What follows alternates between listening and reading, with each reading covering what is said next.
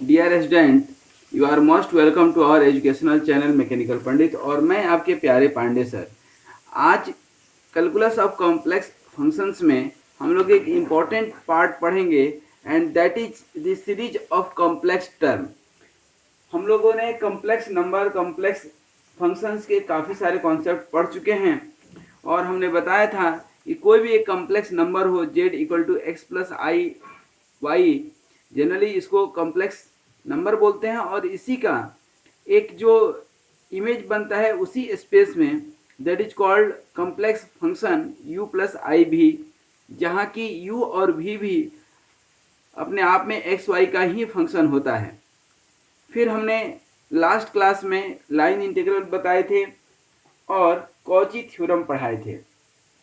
अब ये सब राम कहानी तब तक थी जब हमारे पास सिंगल कॉम्प्लेक्स नंबर हो, सिंगल कॉम्प्लेक्स फंक्शन हो।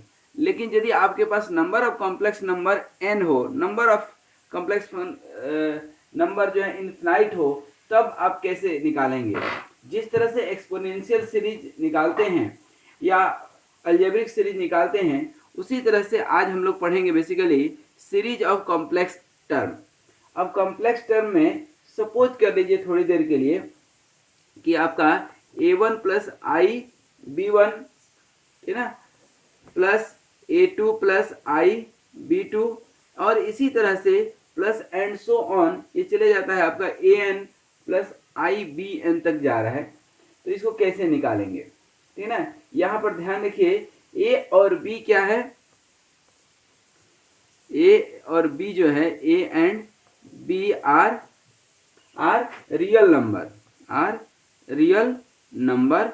और इसको आप लिख सकते हैं a plus I A one plus I B one, मतलब z1 plus z2 plus z3 and so on zn तक जाएगा, ठीक ना? अच्छा, यदि सिग्मा ए एन जो है आपका a1 plus a2 plus a3 and so on हो, ठीक है, और सिग्मा बी एन जो है क्या है आपका, converge to the sum that is basically b1 plus b2 and so on bn हो, ठीक ना? दैट मीन्स कि a and b converges into the sum of a plus I B, ठीक ना? दैट मीन्स कि आप जो है इसको a प्लस आई बी भी लिख सकते हैं। हम क्या लिख सकते हैं, क्या ये अभी देखेंगे। दूसरा चीज कि ये तभी संभव है, तभी लिख सकते हैं कि जब n टेंस टू इन्फिनिटी हो और इधर a n plus I B N क्या हो, 0, ठीक है।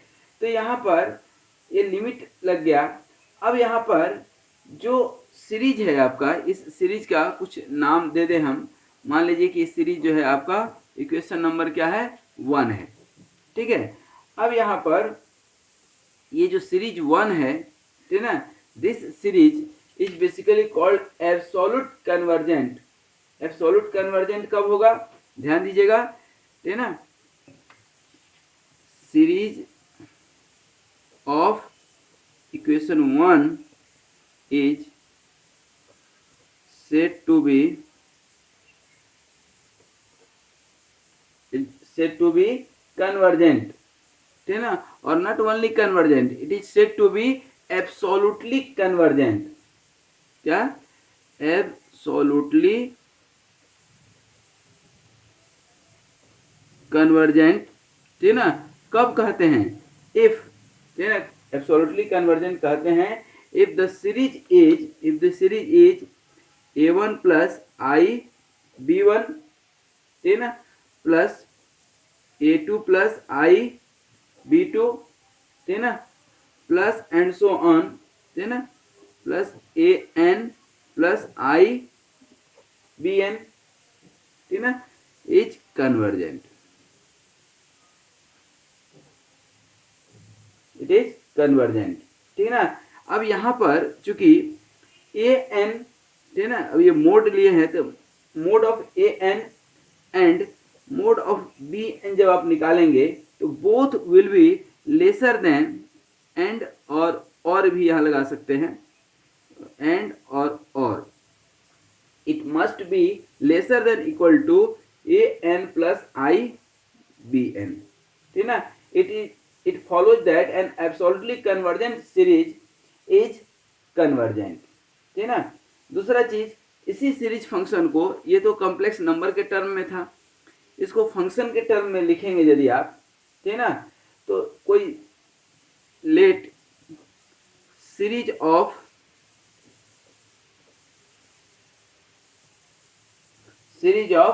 फंक्शन, और फंक्शन क्या है, u1 of z plus u2 of z. अभी हमने आपको बताया था ना, z equal to x plus I y तो होता ही है, और w जब हम कॉम्प्लेक्स फंक्शन में जाते हैं w प्लेन में, तो क्या हो जाता है, u प्लस आई भी, तो ये उसी का पार्ट है un of z।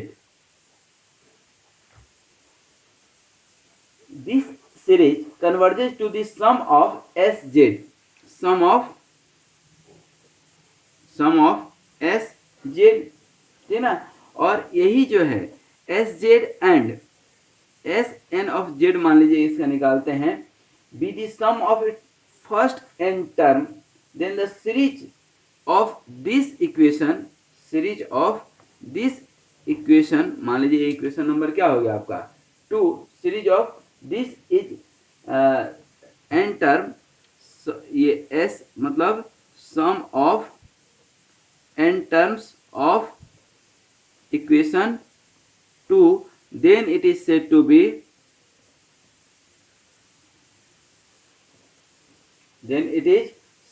be uniformly convergent, then it is said to be uniformly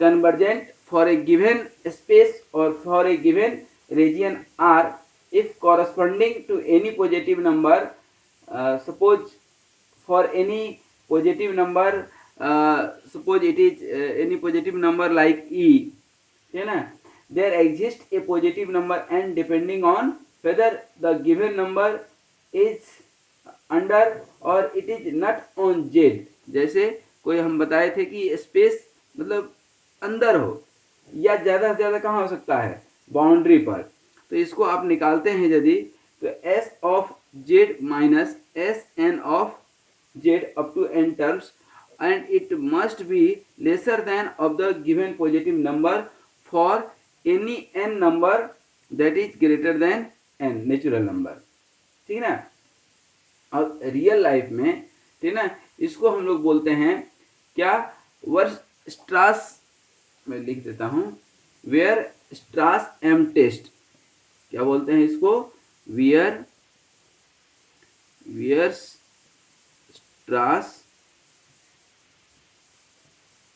M test, ठीक है। अब बेसिकली वेयरस्ट्रास एम टेस्ट क्यों बोलते हैं, इसका कॉन्सेप्ट थोड़ा सा समझिएगा, ठीक है ना। कॉन्सेप्ट सिर्फ इतना सा है, इसका कॉन्सेप्ट सिर्फ इतना सा है कि यहाँ पर कोई भी कॉम्प्लेक्स टर्म हो, ठीक है ना, सीरीज जो आपने देखा ये सीरीज नंबर 2, ठीक है ना, it is going to be converges, and if there is a convergent series of positive constant, if, मैं लिख सकता हूं, if there is series of positive constant, इसका सिग्मा एम एन मान लीजिए, such that sum of u n of z is lesser than equal to, क्या हो जाएगा, एम एन, यदि जो है ना, for all z in given region r, ये जो हमने आपको बताया था, ठीक है ना। Also a uniformly convergent series, ये मैं स्टार मार्क करके लिख देता हूं, also a uniformly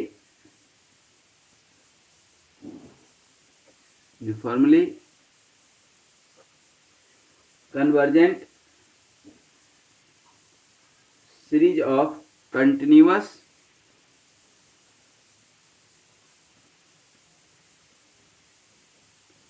complex number और क्या, function is itself continuous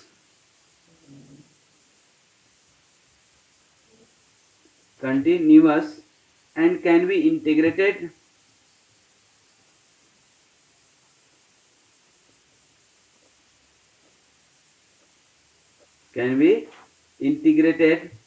term by term, one by one इसको कर सकते हैं। ठीक है, क्या कहता है कि यूनिफॉर्मली कन्वर्जेंट, जो अभी हमने आपको बताया था, यूनिफॉर्मली कन्वर्जेंट कब, जब कॉम्प्लेक्स फंक्शन सम हो इसका, ठीक है ना, ऑफ कंटिन्यूअस कॉम्प्लेक्स नंबर और function is itself continuous and can be integrated term by terms. ठीक ना। अब इसमें जो है कई सारे कॉन्सेप्ट आते हैं, जैसा कि हमने आपको यहाँ पर बताया भी था कि टेलर सीरीज और लॉरेंट सीरीज भी पढ़ना है, लेकिन उसके पहले एक छोटा सा कॉन्सेप्ट देखिए, ठीक ना, यहाँ पर नोट करके मैं डाल देता हूँ। जैसे अभी आप देखे थे function a N z to the power n हो तो क्या करेंगे, तो it also converges for all element of z to the z one, z equal to z one यहाँ पर, और यदि ये बराबर होगा तो इसका मोड भी जो है z1 से कम होना चाहिए, मैग्नीट्यूड, ठीक है ना। उस कंडीशन में यहाँ पर आप निकालेंगे ना a n z1 to the power n, that means की लिमिट आप यहाँ कर लेंगे n टेंड्स टू इन्फिनिटी, ठीक है ना।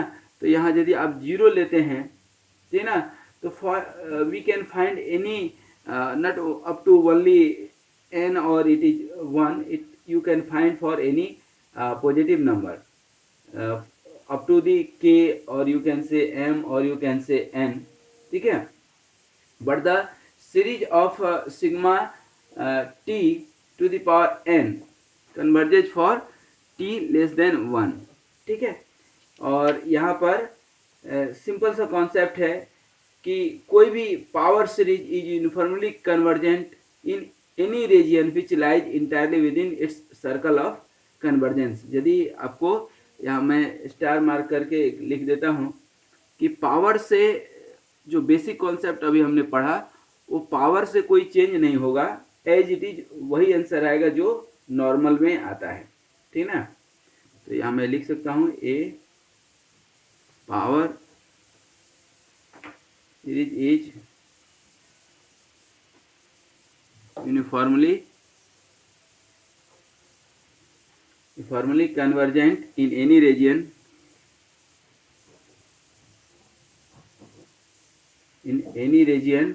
which lies entirely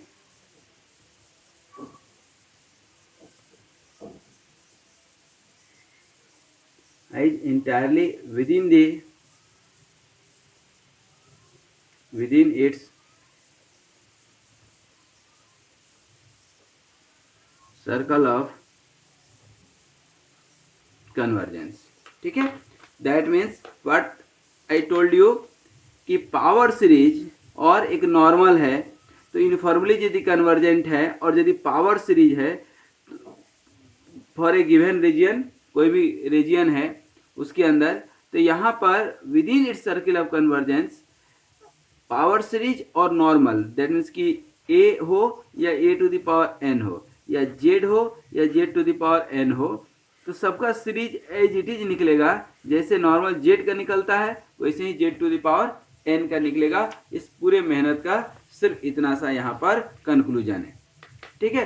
सिर्फ इतना सा कंक्लूजन है कि यहाँ पर उसका वैसा ही निकलेगा जैसे एक के लिए निकला था। अब थोड़ा सा हम लोग डिस्कस करेंगे टेलर सीरीज और लॉरेंट सीरीज, ठीक है।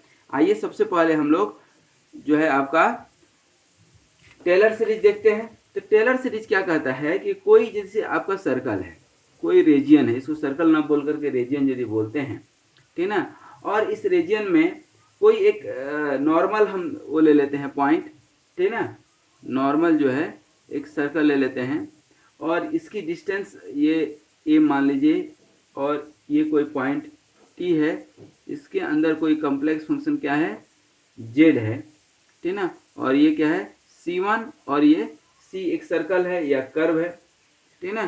तो ये जो है ये कह रहा है, ठीक ना, क्या कहता है, ये कहता है कि यदि इफ एफ ऑफ जेड क्या कहता है कि if f of z is analytic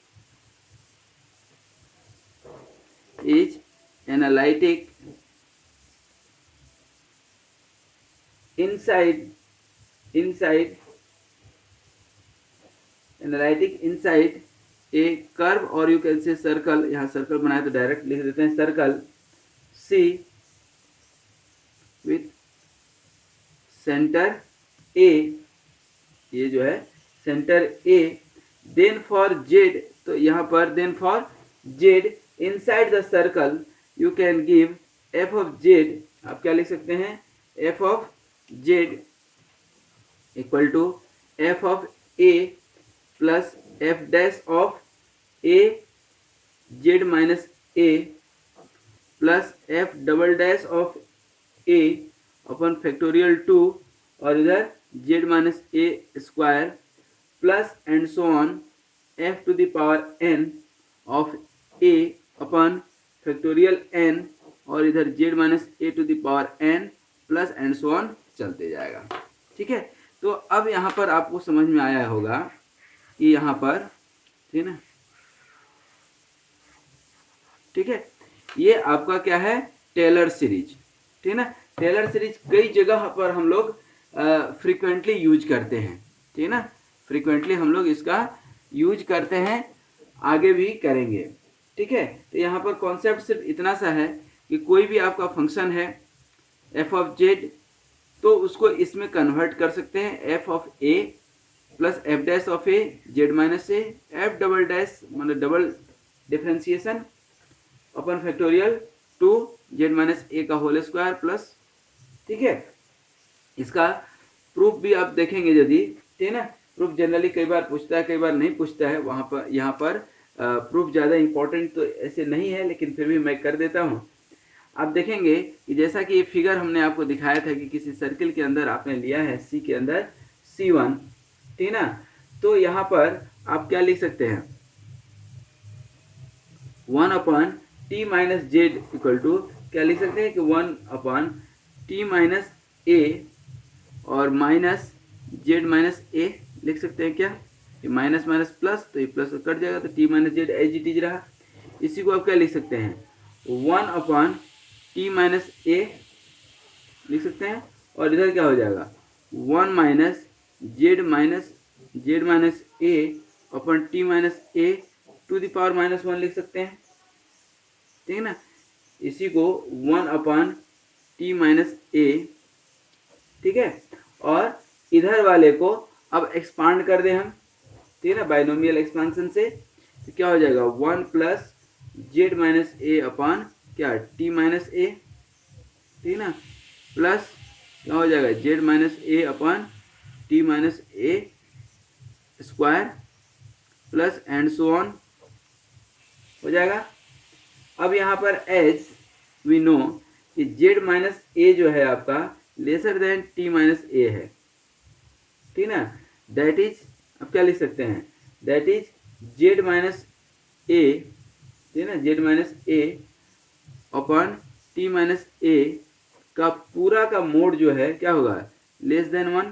यदि ऐसा होता है तो this series converges uniformly and so we can multiply both side by function of t. इसमें मान लीजिए कि ये कोई इक्वेशन है, इसको both side f of t से मल्टीप्लाई करके, सॉरी हाँ ये वाली, ठीक है ना, कर सकते हैं।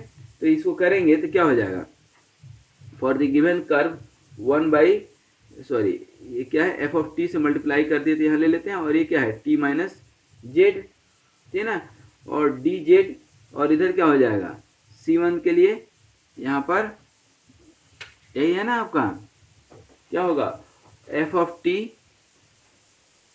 Upon t minus a into क्या d t plus z minus a, ठीक है, और integration f of t minus a का स्क्वायर और d t plus and so on, ठीक है ना। तो इस तरह से आप क्या कर सकते हैं इंटीग्रेट दोनों साइड कर सकते हैं, ठीक है ना। अब चूंकि यहाँ पर since f of t is analytic, ये क्या है, analytic on and inside c, ठीक है ना, therefore we can apply some special formula, ठीक है ना, to expand this one, and this one is known as basically यहाँ पर जो है हम लोगों ने एक यूज किया था Cauchy integral formula. Cauchy integral formula से यदि आपको याद हो तो कॉची इंटीग्रल फार्मूला को यहाँ पर डायरेक्ट यूज कर सकते हैं। कॉची इंटीग्रल फार्मूला जो इस टाइप का हमने बताया था, ठीक है ना, उसका डायरेक्ट यहाँ पर एप्लीकेशन कर देंगे तो ये आपका यहाँ पर प्रूफ हो जाएगा कि यहाँ पर आप जो है 1 by 1 आप डिफ्रेंशिएट करते जाएंगे, क्योंकि ये इंटीग्रेशन से बाहर का मतलब क्या, मतलब डिफ्रेंशिएशन। इंटीग्रेशन का उल्टा क्या, डिफ्रेंशिएशन, ठीक है ना। दैट मीन्स कि complex analytic function can always be represented by power series, ठीक है ना, can always be represented by power series, ठीक है। तो ये था हमारा क्या, आपका इसको याद रखिएगा, ये क्या था आपका टेलर सीरीज, ठीक है। इसको हम डायरेक्ट यूज करेंगे न्यूमेरिकल में, ठीक है। अब एक छोटा सा टर्म और है लॉरेंट सीरीज। क्या है, Laurent series.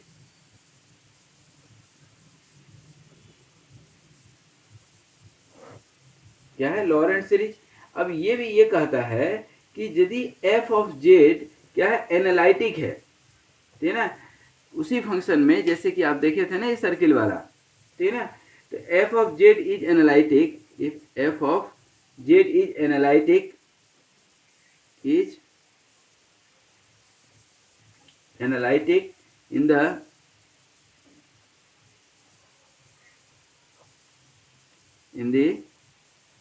ring shaped region R bounded by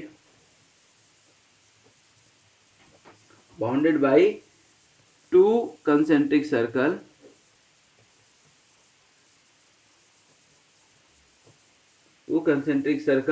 जैसा कि आपको यहाँ दिख रहा है C एंड C1 दिख रहा है कि नहीं, और रेडियस भी क्या हो जाएगा R एंड R1, ठीक है ना, और सेंटर क्या होगा, चूंकि कंसेंट्रिक हम बोल रहे हैं तो क्या हो जाएगा, सेंटर तो एक ही रहेगा, यही वाली, ठीक है। तो इसको अब क्या लिख सकते हैं आप, क्या लिख सकते हैं यहाँ पर, f of z equal to a nought plus a one z minus a plus a two z minus a का square plus and so on चलते जाएगा, ठीक है ना। ये तो निगेटिव में भी जा सकता है, a2 a3, और बाद में an तक जाएगा, फिर निगेटिव भी जा सकता है a-1, और इधर z minus A to the power -1 and so on चलते जाएगा। वेयर अब ये तो आपका मेन फंक्शन हो गया। यहाँ पर an क्या है आपका 1/2 पाई आई, ठीक ना, और जो है एफ ऑफ टी अपॉन इधर गामा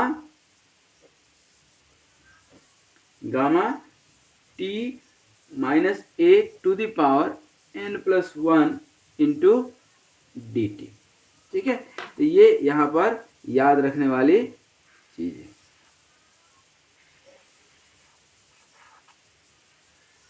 ठीक है, ये निकाल सकते हैं।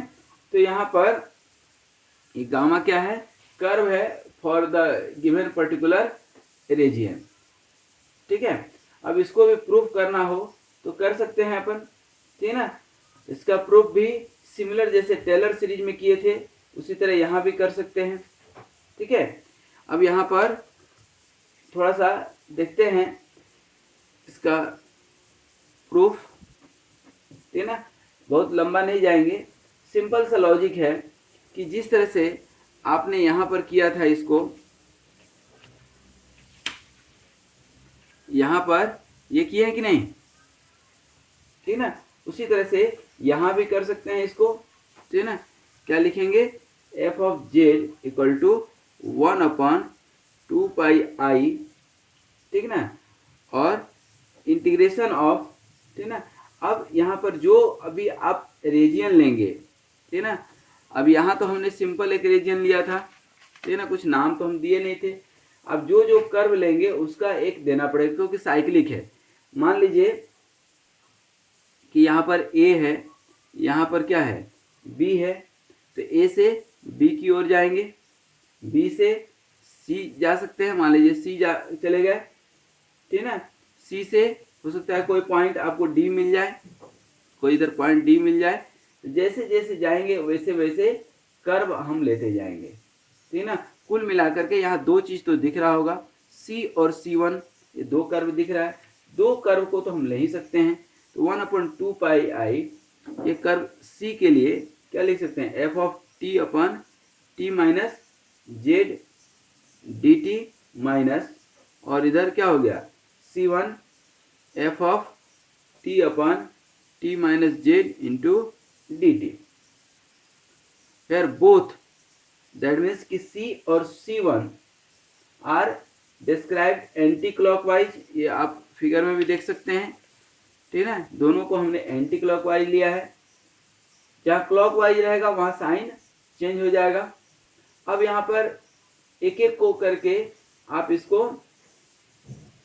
इसको भी इंटीग्रेट करते हैं और इसको अलग अलग करके फिर दोनों को हम जोड़ सकते हैं,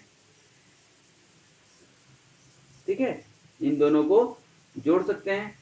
अब इसको आप निकालेंगे तो क्या आएगा, इसको निकालेंगे तो क्या आएगा, ये हम लोग पहले भी देख चुके हैं। फिर इसको जोड़ेंगे तो आप देखेंगे कि एज इट इज यही आ रहा होगा, ठीक है।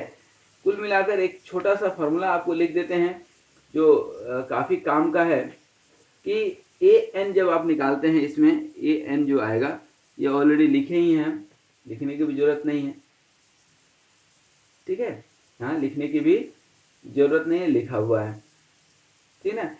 तो यहाँ पर एक जो है सिंपल सा याद रखिए कि एफ ऑफ जेड जो है आपका sum of A N Z minus A to the power N, ठीक है ना, निकलता है, और ये माइनस इन्फिनिटी से इन्फिनिटी तक जाता है, और इसमें एन जो निकलता है integration of f of t upon t minus A to the power n plus 1 and d t, और ये गामा फंक्शन होगा आपका, ठीक है, क्या होगा, गामा फंक्शन होगा। और इसी को बेसिकली हम लोग क्या बोलते हैं, लॉरेंट सीरीज, ठीक है ना, क्या बोलते हैं, लॉरेंट सीरीज।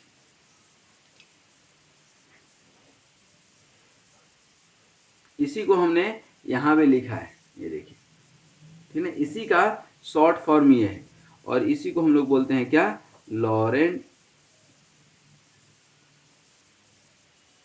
सीरीज, ठीक है। अब यहाँ पर दोनों ही कंडीशन में आपने देखा कि बाइनोमियल थ्योरम जो है एक्सपांशन के लिए बहुत इंपॉर्टेंट है। क्या है,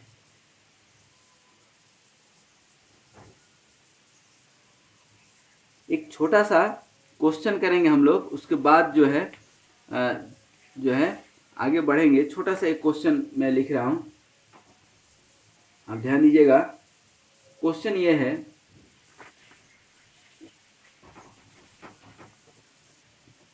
क्वेश्चन कहता है सो दैट द सीरीज कौन सा है, Z into 1 minus z plus z square 1 minus z plus Z cube 1 minus z plus and so on infinity converges for mode of z less than 1, then determine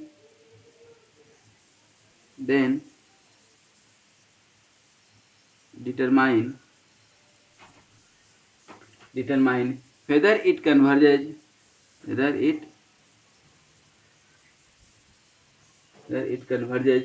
absolutely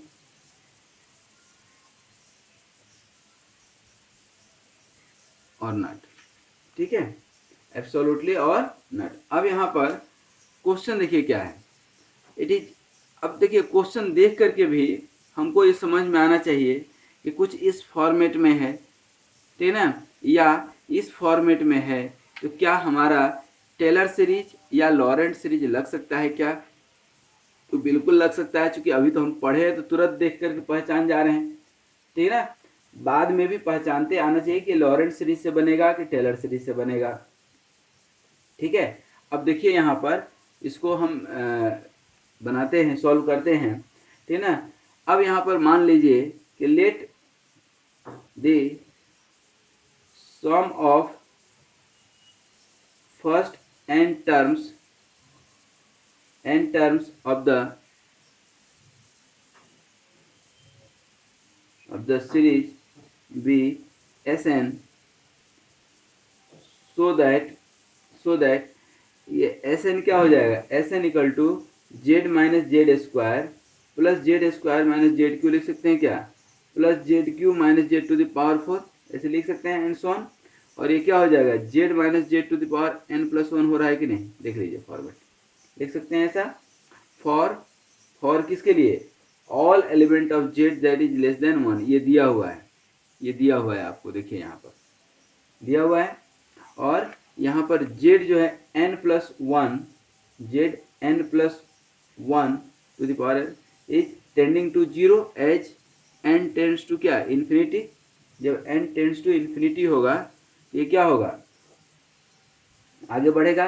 अब यहाँ पर मान लीजिए, ठीक है ना, limit s n equal to क्या, z that is the given series, the given series converges for z is less than 1, z less than 1, ठीक है ना। अब यहाँ पर n टेंड्स टू इन्फिनिटी। अब यहाँ पर जब आप मोड निकालेंगे तो s n of z equal to mod of z 1 minus z plus z square 1 minus z, ठीक है, plus and so on mod of z to the power n 1 minus क्या हो जाएगा, जेड, ठीक है ना।